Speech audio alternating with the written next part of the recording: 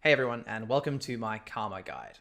Now, it's been a while since I made a champion guide, and I've really gotten into the details with Karma in the past couple of weeks. I've played about 50 games of this champion in solo queue, and I think I've really understood Karma's identity, her strengths, her weaknesses, and really how to play out the game on Karma to get the most effectiveness out of the champion. Now, what I hope from this guide is it's going to help you dip your toe in the water and start playing Karma and know what you want to do at every stage of the game.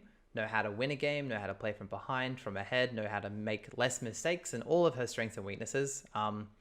Also, this should really help you review your games on Karma. Now, you're not going to get anywhere just by watching this guide and playing 5 games of Karma. This is a very intricate champion, a very skill shot reliant champion that relies on playing on the edge, as we'll learn when we go through her identity later. And to do so, you need to play a lot of games. So what I suggest is you watch this guide, and then you can refer back to it. When you get more champion mastery on Karma, you can use it in your reviews to see what sort of stuff you should be reviewing, and really go from there. It's a long journey to learn a champion like this, but this is a great first step. So what we're going to get into this guide is we're going to start with runes. I have one rune page. A spoiler alert, I'm not going to waste too much time with runes. I don't like talking about runes too much, so I'm just going to keep it really simple. Next, really crux of the guide, we're going to talk about Karma's champion identity. Leading off that, we're going to talk about levels 1 to 3, really how to navigate levels 1 to 3 safely and generate a massive lead. Then post level 3, kind of like the decision tree from there. We'll then talk about the item path, mantra usage. Then we'll get into the mid game. Now, Karma's not really that best of a mid game champion, but we should really know what to do in the mid game. And then we'll close off with some draft tips. Okay. Following this guide, I'm going to be releasing a couple of videos just on pro players playing Karma and just generally review those games and maybe some of my own as well. And we'll just keep the Karma content coming for a little bit. I really hope to be uploading more in the next week or so. With that being said, we can get into the guide. Okay, so to kick things off, we're going to start by talking about Karma's rune page. Now, I'm not going to waste people's time talking about all the different variants of the rune page you can run. I'm going to tell you the easy to identify, easy to use single rune page that I recommend on Karma for the best results over the highest amount of games. Because I don't want you guys worrying too much about min-maxing your runes to play this champion. I want you to focus on your mechanics. I want you to focus on your champion identity and your win conditions.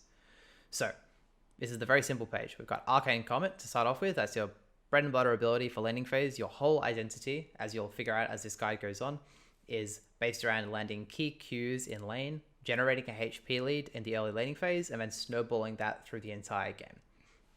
The only other keystone you could run for this one is Summon Airy. That's just more of a scaling rune.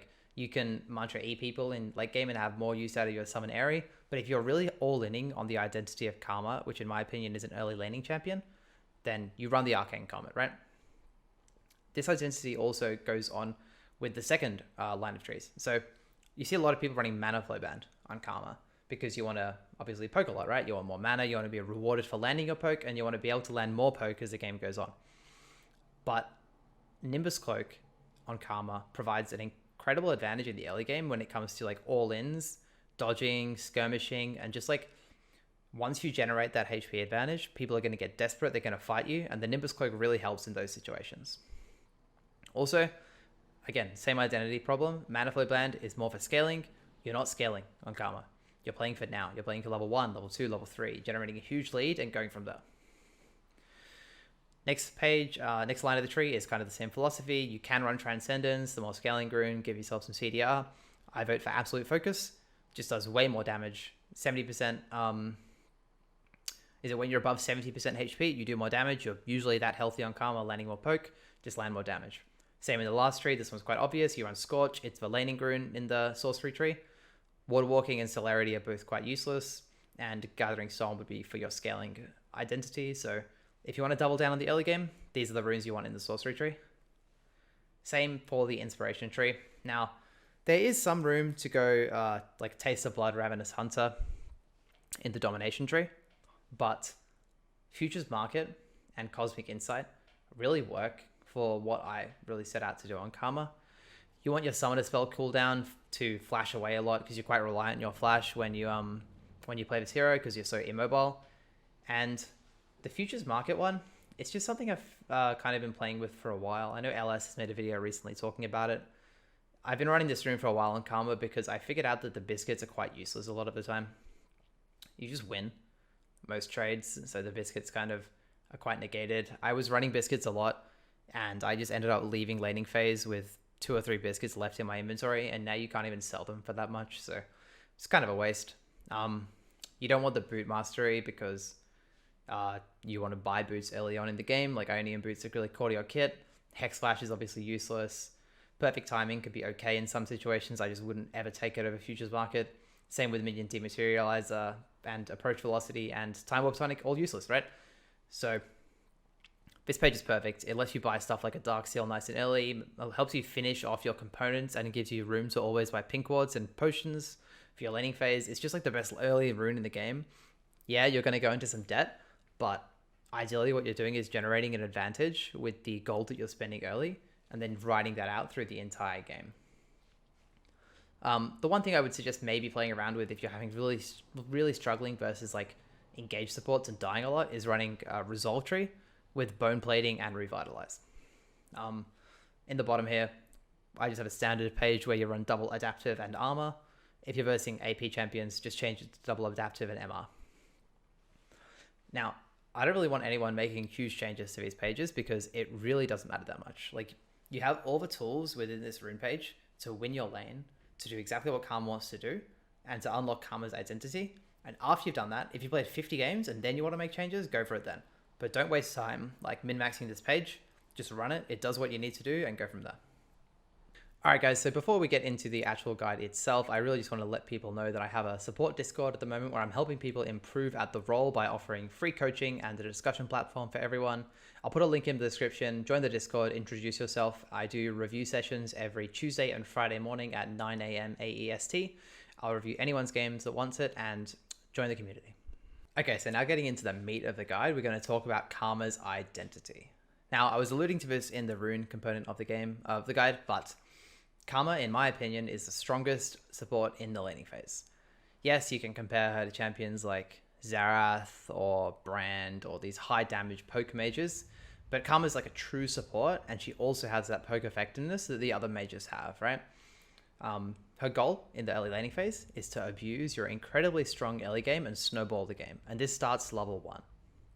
You are one of the only champions in the game that has access to their ultimate level 1, which gives you a huge advantage in nearly every single 2v2. You have a high range kit, you have shields, you have poke, you have all these tools in your arsenal that allow you to generate a massive lane lead and then snowball from there.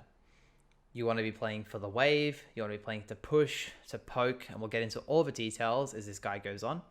But as I've written down here, you cannot make early mistakes on Karma. Dying to a single gank can and will cost you the game.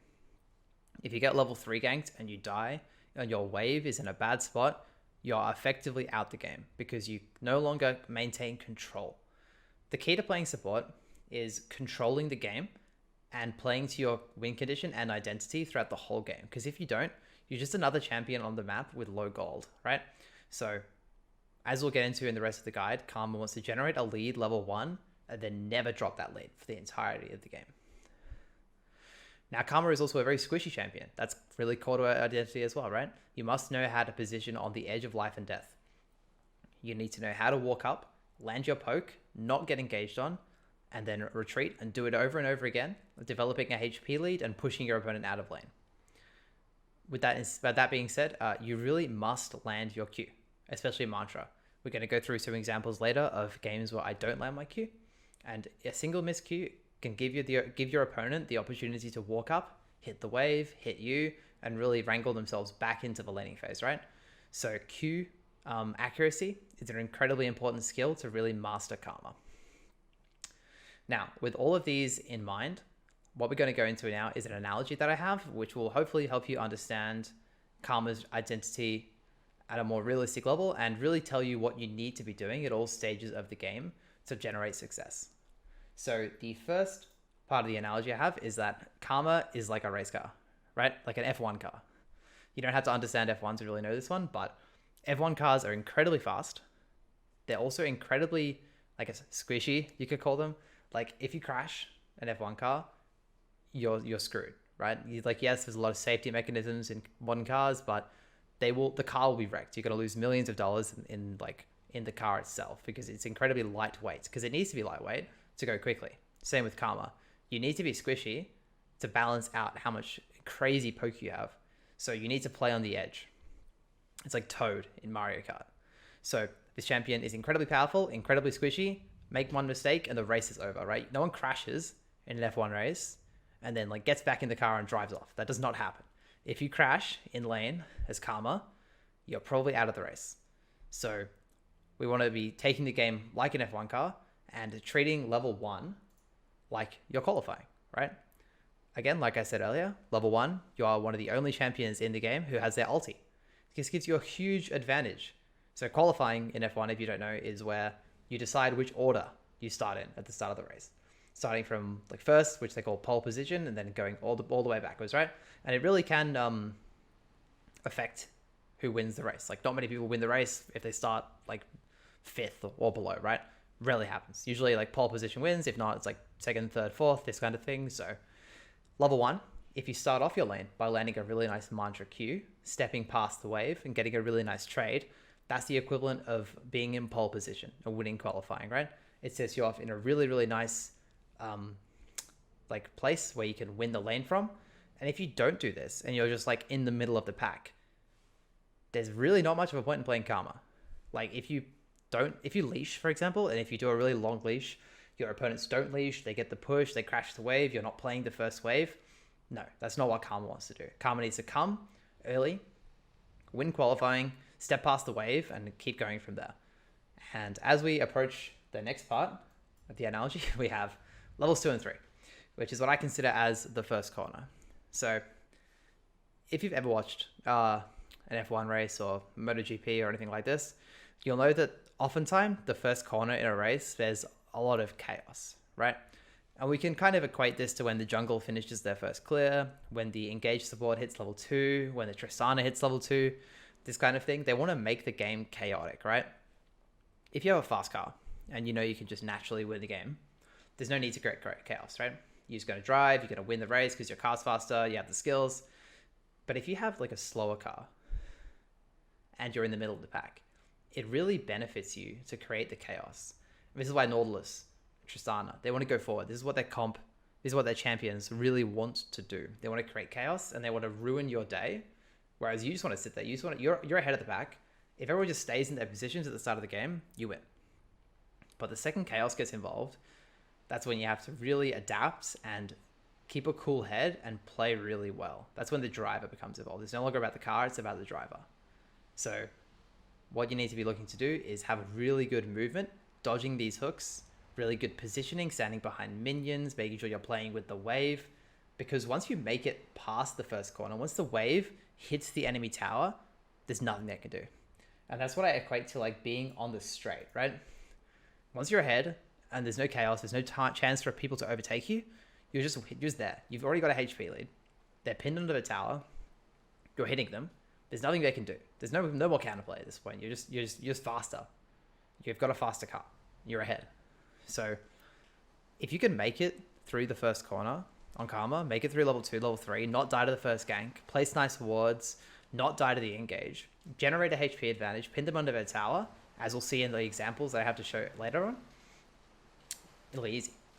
But with that being said, if you don't do this, you will crash. And there's not really much getting back in. And I have some examples later in the guide of moments where I do this. I mess up level 1, I mess up level 2, my car crashes, and I can't get back on the road because there's nothing to do. My wave's pushing away from me. My champion's really bad at like unfreezing a wave because of how squishy I am. Once I lose my flash, I'm susceptible to ganks, like all this stuff. Everything that can go wrong when you play Karma will go wrong if you don't play well. But if you do play well, it's incredibly rewarding. Great, so now we're going to look at a good example of Karma early laning.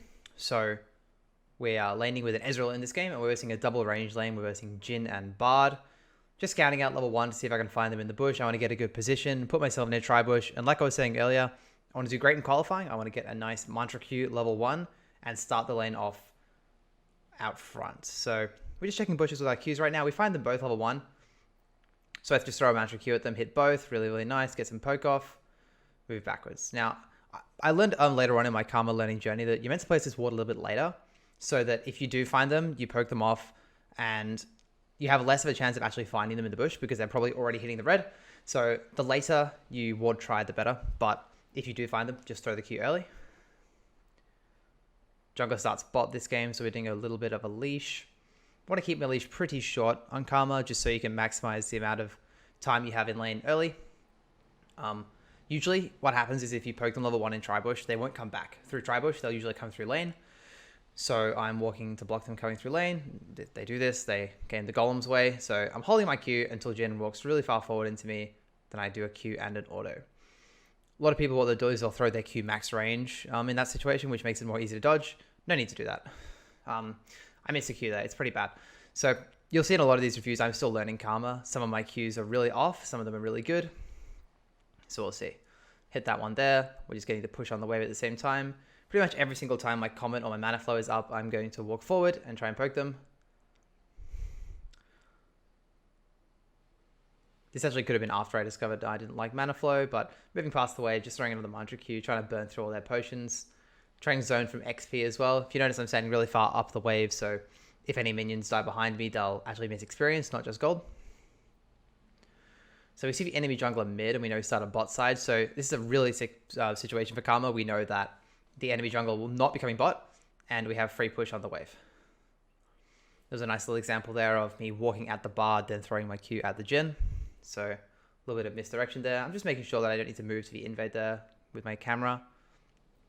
I know Shaco has already taken his red, so again, he has to go topside. So we're free to do whatever we want. So we crash the third wave, and then we'll look at our decision tree, and I'm just going to stay. I'm going to hit the tower for my gold and take tower damage, and also just throw poke at them on the tower. Hit a really nice mantra Q on them again, and now they just can't play, right? Like, we landed enough poke between us that by the time we're at tower and we're crashing the fourth wave, there's actually a threat of a dive, because we know Shaco's not here. So we just go forward, my Ezreal flashes in, I hit another Q. Play it slow, right? Ezreal's out of mana, just wait, walk up. Don't need to grief for the Jhin. Take the free kill on the bard, dodge out on the Jhin W, take him out. And then I just want to end up pushing this wave and recalling again. So I see Shaco and the enemy mid lane are top right here. So I know that I can stay in lane a bit longer now maybe. I can play for the bard timer. When bard gets back, it's going to be hard to do anything. So unless the Jhin makes a really huge mistake here, I should probably reset. Looks like he stays. I actually missed my mantra Q here, but once again, I'm able to just drop my ignite, walk backwards, get the kill. So I knew I could make this decision because I saw Shaco top, I saw Victor top, and I knew that I had a little bit of time before Bard got back to lane. And then we just base straight away, right?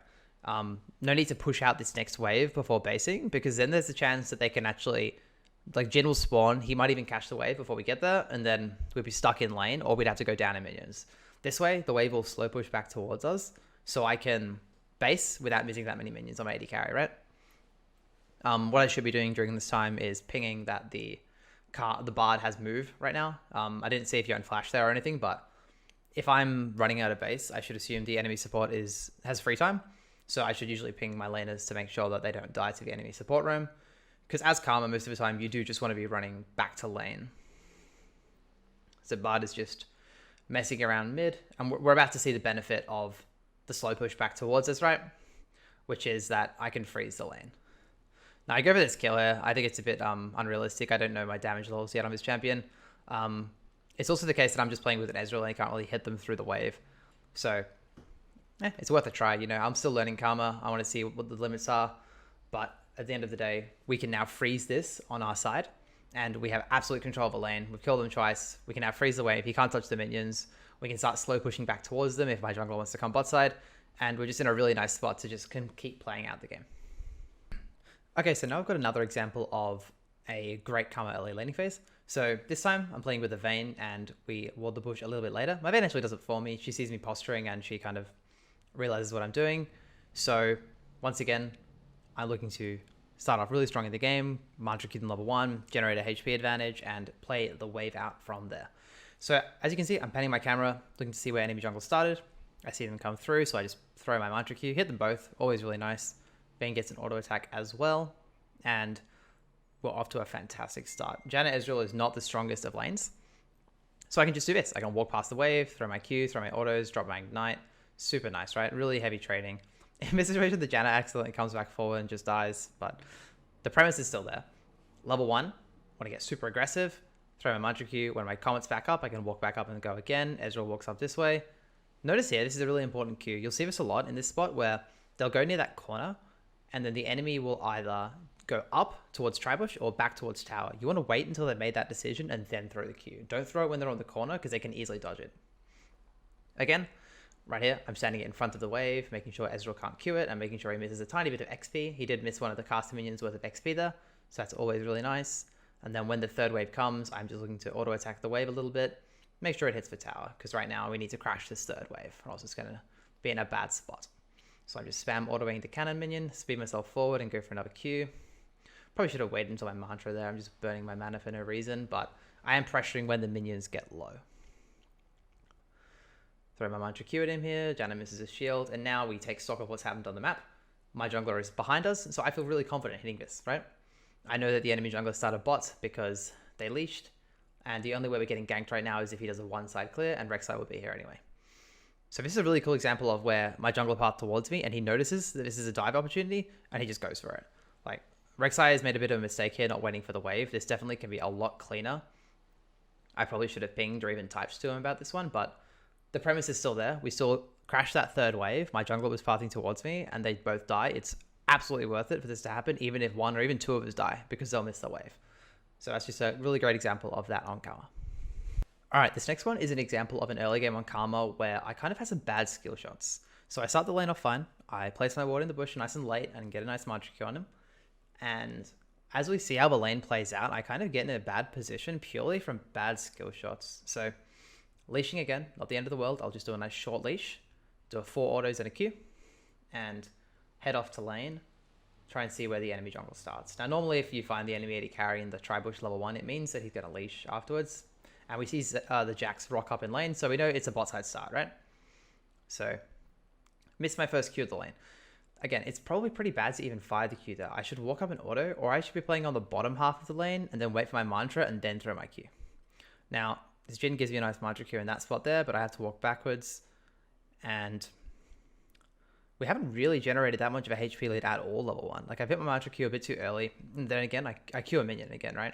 So we're getting the push because I'm drawing their attention and my Varus is hitting the wave a lot. But we're not really doing exactly what Karma wants to be doing. We're not winning enough. So we end up getting a push. I miss another Q. They're dodging my Qs quite nicely. What I need to be doing, again, is I should walk up and just auto attack them. Then I can Q once they juke themselves to death, right? If I walk up, they're going to start dancing, and then eventually I'll throw my Q when it's an easier Q to land. Miss another 100 Q. This Zyra just like has my number this game. She's just sidestepping all of my Qs. Like, good on her, but I can make these Qs undodgeable. So this is something I really need to work on, especially just based off this game. We are pushing our wave regardless. We know enemy jungler started in the bot lane because we saw Jax start in lane, but my jungler is also pathing up, so it's going to be a bit of an isolated lane. The enemy mid has prior. So this Zyra is just like dancing on the edge. I hit her with one there, but she dodges the Varus Q. And if you take stock of this in comparison to the previous examples, they're just basically full HP. Whereas in my last examples, they're nice and low. It really makes a huge difference when you crash this 4th wave and you get up to that tower, what you can do. Because I don't feel necessarily safe 2v3ing in this situation. I don't feel safe taking a fight outside of that tower. If they land a root on us, we're probably going to lose. We haven't got much of a HP lead. So now we see the Kayn cross mid. And now we're stuck in this situation where, okay, the wave's coming back into us. The Kayn's going to come for the bot crab. We don't have mid priority. Maybe we do have mid priority. I haven't really panned my camera to check, but it doesn't look like it. And there's not really much we can do.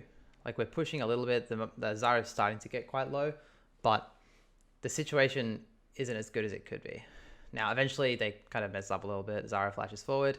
We're getting a bit of a weird situation where we get all in, and this isn't really what Karma wants to do. Karma doesn't want these, like, sloppy extended trades. Karma just wants a nice, slow-paced game where I can poke them under their tower, make their life hard, but we haven't done that this game. Eventually, Hecarim comes down, and like, they do end up over chasing us, and we do end up killing the Kayn. I flash as a second Q, but the reason I wanted to show you guys this VOD is because the game is not in your control if you don't land your Qs. Yes, you can still win, and we have probably come out on top in this situation because the wave's in a great spot and we got more kills, but this isn't like the win condition of Karma, and if you play like this and miss your cues, you're not going to be in control of the game. So this last example I have is basically just an absolute car crash of a game. So it's possibly the worst case scenario. So we see them coming, level 1. I wait for my Mantra Q, hit a nice one on Samira, but my Ezreal gets hooked. And this just goes to show how weak the Karma is at the all-ins if you don't play it absolutely perfectly, and if you don't have like a range tethering advantage. And this time Ezreal gets hooked, so look how weak my champion is. I flash auto, it doesn't kill her, she lives on 5 HP. That's like the Karma AD buffs at 11-14. I mean the nerf, sorry. But the issue here is I didn't actually ignite properly. I ignited after the Samira healed, which means that her heal got full value. If you ignite before heal, it gets half value, so it's definitely not what you want to be doing. And just in general, like an all-in level 1 doesn't benefit Karma unless you're playing with the wave. And if we're just outside of the wave, like yeah, a Pyke with Hail of Blades is going to do way more damage than me. A Samira is going to do more damage than Ezreal, and it's just not the kind of fight that I want. And now the game's like almost already out of my control. I can probably play for the jungle first clear now and try and do something again on the push out, but like these players can just crash the wave, recall, come back with a huge buy advantage. Our wave is going to be slow pushing away from us, and it's going to be hard to play. So I'm pretty sure that's exactly what happens here. The wave is coming into us at tower. Nothing for us to do other than just eat this wave at tower. We're both level 1. I want to just soft cancel their backs here, but scared of getting Pyke hooked from the bush. Just CSing under tower, help my Ezreal by autoing the ones he can't get himself. And now, as you can see with this wave state, if you die on Karma and they crash a big wave, the wave is pushing away from you slowly. So eventually you will have to fight the wave past the halfway point. And that's when Karma is incredibly easy to kill for these engaged champions. And we see the Nocturne top, so it might give us a little bit of confidence to crash the wave that we're not going to get ganked. But you'll see in a moment what happens. Even though we have this really big wave, and all I want to do is crash this next wave into tower, you'll probably see I start auto-attacking this wave, or at least I should be. It's a bit of a mistake here if I'm not autoing the wave, because I should want this to hit tower. Yeah, okay, I cue the wave, and I do start autoing. Probably could have done this a bit earlier. But yeah, I just want to get out of lane, spend our gold that we got from CSing and tower. And in most situations, on most champions, you can just walk this in, hit the minions, Pyke even ease away. I just want to crash the wave. And look at how many minions we have, but look at still what they're capable of doing. Like the Pyke just goes invisible. We hide in the wave as you normally would. He doesn't even hit his hook. He just walks up and Qs, and like my Ezreal just dies. And I can't do anything about it. I probably should have gone a point in W instead of 2 points in Q, but the game's just over. Like what I needed to do was hard push the wave prior to get the wave out, or we need to be super patient and wait for our jungler to help us get the wave. The Samira ends up dying. But yeah, if you die level 1 or even level 2 and the wave's slow pushing out, it's very hard to crash the wave. So it's really hard to get the game in a really good spot for Karma. So now we've spoken about what you need to do level 1, 2, and 3 and how to really start off in pole position and start the game off strong. You need to decide what you're doing next. Now, normally it's going to be a really obvious choice based around a couple of key variables, like where the jungler is, how low HP they are, what lane matchup you have, and the wave state. But you want to basically always aim to do something is what I've written in this slide. And it's like a racetrack, right? There's lots of different corners, different like types of turns you need to do, but you always want to do something. You don't want to just lazily kind of go around the track in the position you're in and just let the game play out around you. You want to stay proactive, right? You want to start the game off proactive, and you want to keep that proactivity throughout the entire game, because if you don't, Karma's just a worse champion than many of the engaged supports and you'll be outperformed. So these are the 5 things that you can proactively do after you push your wave and after you gain a lane advantage. And we saw a few of these in the examples earlier. You can poke them on the tower. This also means hitting the tower, generating plates, getting gold, making the enemy go reset. This means that you're generating a gold advantage, sometimes an experience advantage if you're making them base. And it also means that you're generating pressure on the map, because it means the enemy jungler is going to want to come help their opponent. Also means you might get TP'd on, also means that the mid might roam on you. You're generating all this pressure, and if you can do this without dying, it's a huge benefit to your team, right? The next one is diving. We saw 2 examples of this where you can either dive 2v2 if you have a good matchup for it, or you've developed enough of a HP advantage, and also diving with your jungler.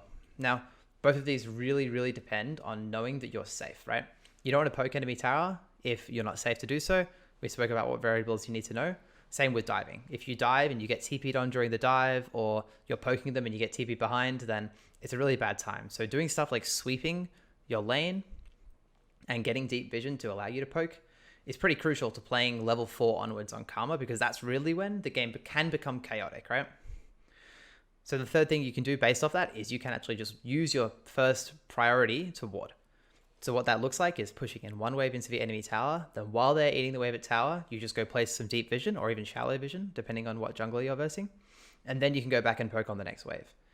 Normally, you do want to have at least one ward out on Karma, unless you're really confident the enemy jungler is not there or they can't kill you. If it's something like a Master Yi jungle and the enemy have like a zillion support, they're probably not going to kill you. But if, for example, it's like a Pike support and a Rek'Sai jungle, then yeah, they're going to try and kill you. That's probably their win condition, and you're probably going to need to ward for it. The next one is roaming. So it's not something I do all that often on Karma, but for example, if I pushed out my wave and I see a mid 2v2 happening, then I'm probably going to walk up the river and try and attend the mid 2v2. Even though it's not something my champion is really fantastic at, it's still like your job as a support to be there first and use your priority. This also goes for dragons, right? If you have priority on your lane and you see your jungler wants to do something like a raptor contest or a dragon contest, then yeah, use your push, use your champion strength. You're still a support at the end of the day. You're not just a lane bully. You can attend these fights. The last one is just reset. So if you see that your enemy jungler is pathing away from you, if you see your friendly jungler is pathing away from you, for example, you know you're under gank threat, you don't have the enemy that low, and you've got a really big wave in the enemy tower, sometimes you have to accept reality that you can't actually use this huge wave you're crashing. You just have to let the enemy get the wave, and you just need to base. Now, this isn't necessarily a bad thing, because if you crash in a big wave, it means that you normally have more gold than your opponent do. You can usually get a big buy, and sometimes come back to lane with a huge item lead before the enemy even can base. And if you can do this, you can lane lock your opponent, keep them in lane longer, end up taking plates in the long run and play for later on, right? So it's always doing something, right? The last thing you want to do on Karma is push in a big wave, kind of like poke a little bit, walk backwards, kind of wait for the next wave, and just sort of do nothing. And this is what a lot of players do. You have to be really, really like intense when you're... So now we've discovered how we play Karma in the early game, and we kind of know what our identity is, how we want to be playing out fights, and how we want to be playing out our laning phase. It's time to talk about your item path. So as you've seen in all the examples, I start with the same support item every time, Spelthy's Edge. This is just a perfect item on Karma. You're always poking, you want the mana regen, you want to develop gold by hitting your opponent, so just go this every single game. You might see in some like high elo Korean gameplay that they're running the runic shield, or I can't remember what it's called, and they're bursting like a Nautilus or something because they don't feel confident in auto-attacking the Nautilus, so they don't think they can get gold, so they're last-hitting minions and they're just playing the game to scale. Don't do this in your games, right? Unless you're high elo Korean player and you really are worried about this Nautilus outplaying you, just run the Spelthy's Edge, make mistakes and learn from it. And because if you're basically running the Bulwark or whatever the other one's called, and you're just not poking your opponent, why pick Karma in the first place, right? Just do something else. So run Spelthy's Edge. Now, the items I've got on the screen at the moment are perfect items that you want to be looking to get on your first and even second recalls. Boots are really fantastic in matchups where you need to dodge skill shots. The Amp Tome is just fantastic in general for landing more poke. Refill Potion is really nice because oftentimes when you walk up to poke the opponent, you just tank minions, and it just kind of allows you to play that trading playstyle that Karma likes to play, especially in the matchups where you're versing like another range character like a Zyra or a Xerath or something where you need to take damage to do damage. The refill pot can really help. Ruby Crystal is a fantastic purchase if you're versing all-in champions. You just want to be that little bit tankier. Sometimes if you get eat on by like a Leona or something and you have a Ruby Crystal, you could even win the trade because your AD carry will be hitting the enemy AD carry, and they'll both just be hitting you. And if you can just tank their damage with like a Mantra W plus your Ruby Crystal, you can actually win those trades. So play around with that in melee matchups. It's a really nice one to pick up. Next one is just Fairy Charm. Like, just buy this if you can't afford one of the bigger ones. And if you want room for pink wards, it's super nice. Like a refill, a fairy, boots, and pinks are a common first back for me. And the last one is Dark Seal. Now, Dark Seal is a really cool item if you just get some kills in the early game. First or second recall, just pick it up if you've got the goal for it. And if you think you're going to snowball, if you're super far ahead and you buy Dark Seal, it's kind of hard to lose because you're just going to keep developing AP, keep doing more damage, and it's just like the perfect item for getting a lead early and snowballing. Now, the second line of items, we have Ionian Boots of Lucidity, Kindle Gem, and Bandle Glass Mirror. I think it's called. So these 3 items are your next like items that build into your core. Ionian boots, again, are great for the same reason as the other boots, just really good for dodging skill shots with movement speed, like bursting your Ezreals, your Threshers, your even Leona E's, stuff like this. Kindle Gem, yeah, you would pick this over Bandle Glass Mirror if, again, you wanted to be tankier. It's kind of the same reasoning as the Ruby Crystal. Bandle Glass Mirror just does a lot of damage, so if you're winning and you're not scared, just buy this item. It's the best one. It's the greediest item to buy out of the 3, and then we can go from there. As you probably guessed, these items are building into a Shirelia's Reverie. This item is pretty much the only item I would ever build as a mythic on Karma. I've played around with Mandate, Ludens, Moonstone, Locket, all of them. The Shirelia's pretty much just fits perfectly with what Karma wants to do. It's like having a second mantra E, so you can kind of speed everyone up, speed everyone again. Like, you're an immobile champion who lacks engage, so building an item that gives you engage really helps you with your kit. It also gives you a bit of survivability and a lot of damage. Again, if you want to try other stuff out, go for it. It's not really going to affect Karma's identity all too much, especially since she's an early game hero, so her mythic isn't that important. But this item's really good at the moment. In previous patches, it's been different. In future patches, it may be different again. So this is just what I'm running on 11, 13, and 14. Now, something that I usually pick up nearly every single game I play is an Oblivion Orb. This is just the best support item in terms of applying Grievous Wounds. There's just a lot of healing in the game at the moment. This item is super cheap, and Karma has a really easy time applying Grievous Wounds to multiple people at once. It also builds into Chemtech Purifier, which is one of the best items just in Karma in general. She has AoE shields, helps people apply the Grievous Wounds themselves.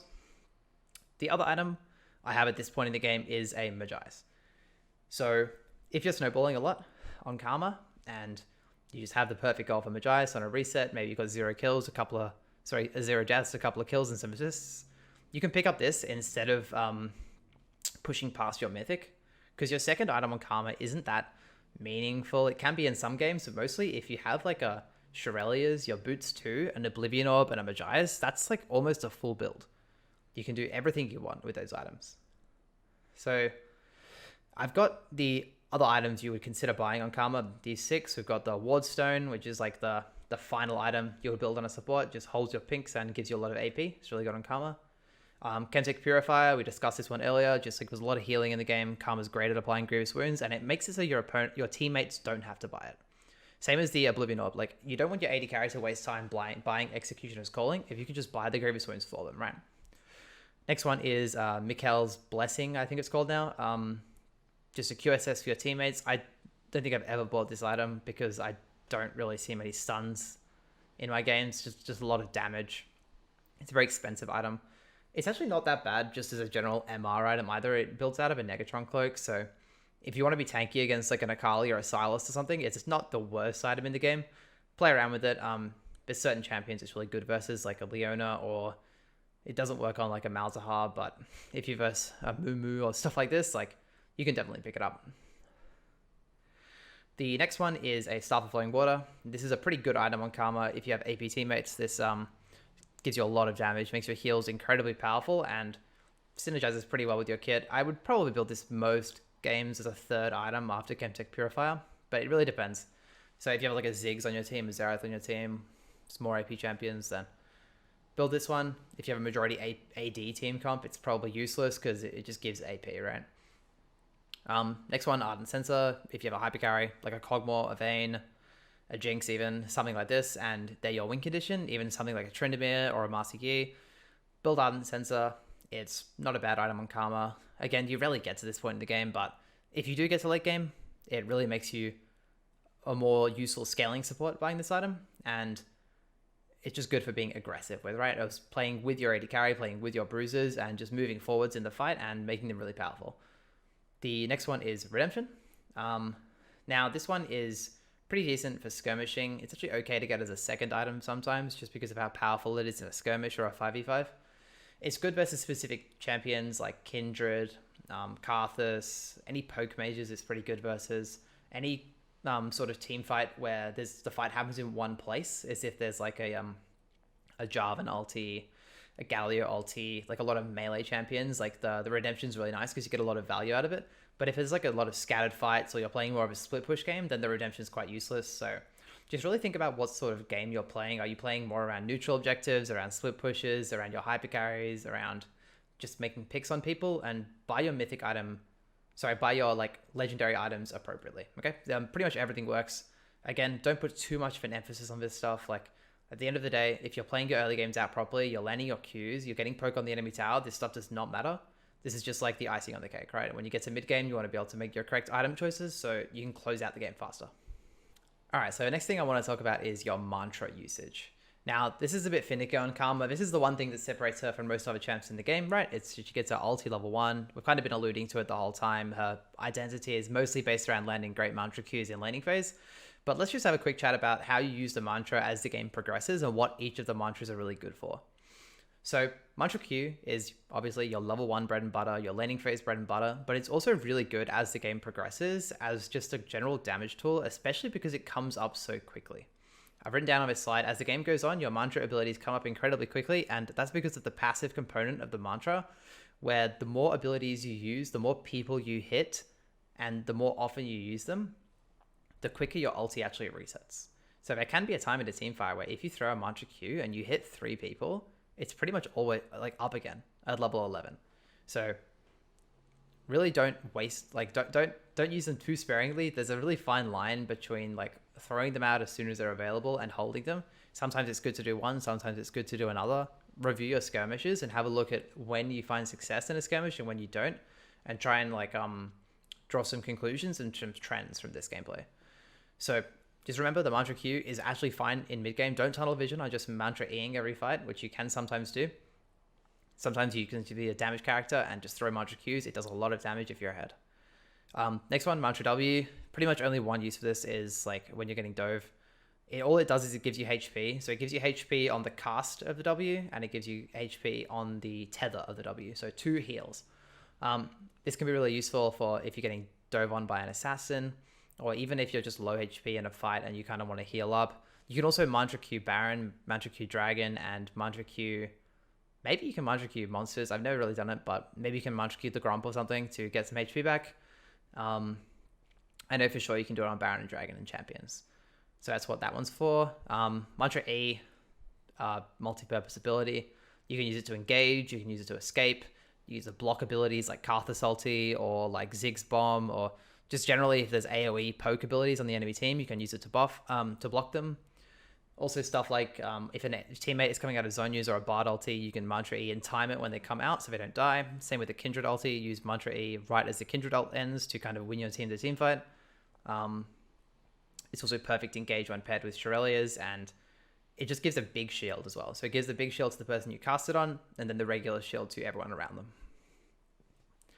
So I've written down here as well, don't always use your abilities as soon as they're available. We kind of spoke about this where sometimes it's really good to hold on to the mantra, but as the game goes on, you should probably just be spamming it because it comes up incredibly quickly.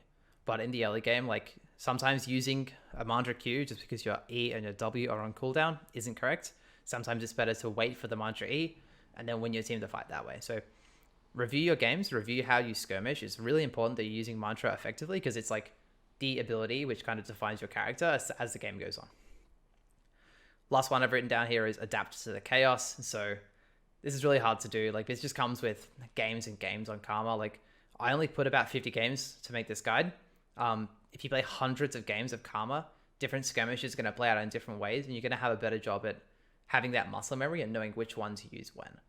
And it's really important to, like I've written down, adapt to the chaos. Sometimes you're going to need to really quickly mantra W someone to heal up, really quickly mantra E people. Like it just comes with muscle memory and just putting games on the champion. Now for some mid-game tips on Karma. So I've just written down a few here. We're not going to go through too many examples because I really want to emphasize that Karma's identity is an early game hero and she wants to generate a lead and close the game out early. But these are great things to know if the game goes on. Just some basic tips you can apply to most games in the mid game. So number one is that you're a very easy engage target, right? Now I've written down that there comes a point in the game where you need to stand quite far back and position quite defensively because you're just a prime target to be engaged on. This is because you're an immobile, squishy champion who doesn't really have much defensive tools. Like, yeah, you have your shield and your W, but a Malphite isn't going to care about that. He's just going to press R on you and you're not going to be able to do anything about it. Playing around your flash cooldown is very important as well. And just generally watching out for flanks, right? So I've written down here, we'll skip ahead a bit to step 3. It says avoid fighting in the jungle. Your immobility means you're very susceptible to flanks. And this is because your champion can't jump over walls. It's very hard if someone comes behind you or from the side to peel them off. You have no abilities to really block skill shots. You're just relying on dodging or just absorbing the damage with a mantra W. You should be quite confident in dodging abilities using your E in the mid game and in laning phase. And this comes in handy when dodging skill shots in team fights and just generally avoiding stuff like Sylas E, Akali E, abilities like this. But at the end of the day, nothing's going to stop like a Rengar or a Talon killing you. And sometimes you'll think like, oh, I'm just a support. So what if I die?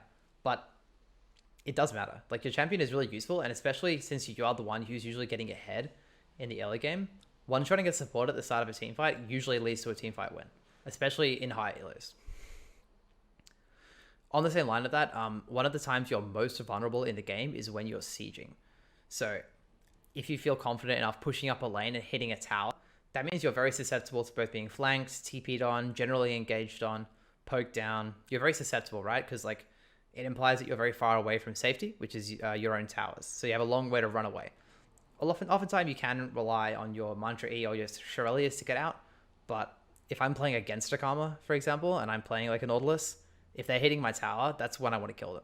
That's when I'm calling my jungler. That's when I'm team fighting, like this kind of thing. I'm pinging TPs, and you just need to watch out for those moments in the game. Don't tunnel and sieging. Play slow, wait for your team, and then you can siege. The last one is just a pretty obvious tip for most heroes, but especially for an enchanter like Karma. Play around your strongest teammate. So if your laning phase went well and your Ezreal is fed, just move around the map with your Ezreal, take down the towers, like push the game forward that way, team fight with your Ezreal, like kite back, go forward when he goes forward, this kind of behavior, peel for him, just group with him in general. But if laning phase goes poorly for some reason, and you have a decently fed jungler, move around with the jungler. If it's a Kindred, for example, they're your new AD carry, right? If they're playing like a more of an engaged champion like Zac, maybe build something like a Redemption and support his engage. Maybe you want to be doing more mantra E's than mantra Q's. You want to be just moving forward and making your team speed up so you can follow up the engage. If you've got a fed split pusher like a Fiora or something, maybe you want to like go side lane with them. Maybe you want to create a counter threat down mid. Basically just play around who your strongest teammate is. You can't just like play the same way every game and expect to win on Karma in the mid game. So the last thing we're going to talk about today is how you draft Karma. Now, this champion is fairly blind pickable. I would suggest banning the engage support you dislike playing against the most. Now, I've written the 3 engage supports on my team that I think are the best into Karma, which is Pyke, Leona, and Nautilus, probably in that order. I think a great Pyke player is incredibly hard to play against on Karma. Yes, you can dodge his hook, but something like a Q flash or an E flash is just really hard to dodge, and this champion is quite a good counter pick into Karma. His ulti also ignores your shields. So these are like the best supports into Karma. The ones that I've written next to them is those decent AD carries to play into Karma. Usually they pair well with the engaged supports like Tristana, Kalista.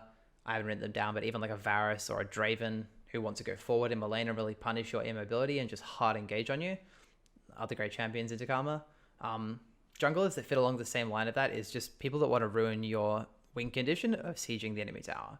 So like early game ganking champions like Rek'Sai, Xin Zhao, Jarvan, even Shaco can be really, really annoying because they can flank you, kill you from weird spots, avoid wards. Like they can all go over walls and avoid wards. Very, very hard to play against, right? It's still doable, but normally it means that you have to play a bit slower and use your priority to ward first before you hit the enemy tower, right? On the left-hand side of the screen, we have some champions that Karma pairs really well with and is good into. So on the far left, we have Karthus, Rumble, and Kindred. These are all champions that Karma is really good against because your Mantra E completely counters all of their ultis, right? You can block Karthus ult, Rumble ult, and you can help Kindred you can help your team once they get out of the Kindred ult. Karthus, these are all champions that are also quite good with Karma as well because you can speed them up. There's a hyper carry, AD carry there. There's like a Rumble and a Karthus who are quite immobile. They want to go forward. You can help Mantra speed them in as well. I've also written down the 4 AD carries that Karma likes playing with the most, in my opinion. So long range AD carries like Ashe, Caitlyn, and Varus. just synergize super well with Karma's poke identity. Same with Ezreal, poke from afar, also quite safe to ganks. It's quite hard to play Karma with champions that are more short range, like Kai'Sa or Tristana, because they don't really want to do the same thing in lane. There's a bit of a mismatch there. So look out for those moments in draft in your games in solo queue, and you'll have way more success. That being said, Karma's a fantastic blind pick. She's always playable because there's so much outplay potential. You have so much skill shots. You can always dodge abilities. Like all three of the enemy supports I've listed here are pre-level 6. You can generate a massive advantage because you can either just tank their engage and still win sometimes, or you can rely on your E to dodge their abilities and just win the lane outright. So just play around for yourself, figure out what you do like and what you don't like playing against, but these are some things I've figured out in my games. All right, guys, thanks so much for watching. This guide has been a bit shorter this time. I just really wanted to make it short and sweet about what you need to do on Karma to win. With that being said, I do have a Discord set up at the moment where you can ask me any questions about Karma, as well as getting free coaching, free reviews. There's a link in the description. Just join the channel and introduce yourself, and I'll give you permissions, and you can ask me any questions you like. Thanks for watching.